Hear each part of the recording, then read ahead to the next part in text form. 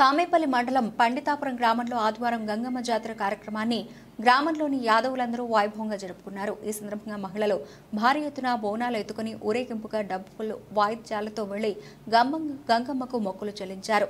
ప్రతి ఏటా ఇదే నెలలో గంగమ్మ జాతరను ఘనంగా నిర్వహిస్తున్నారు.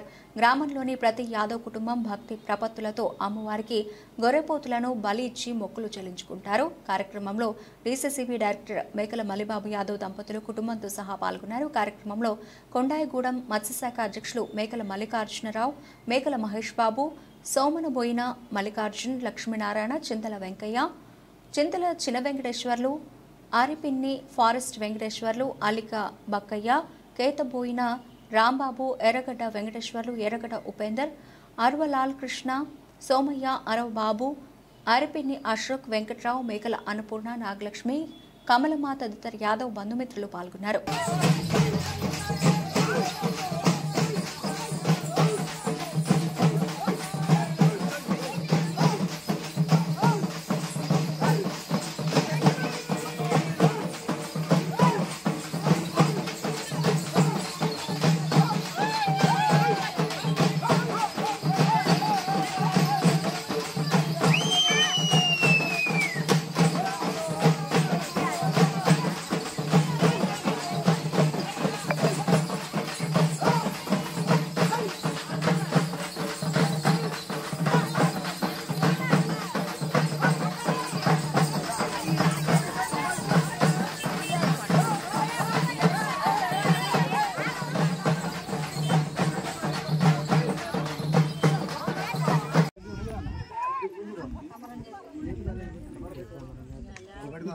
ఇంతకాడికి ఎక్కువ సమ్మర్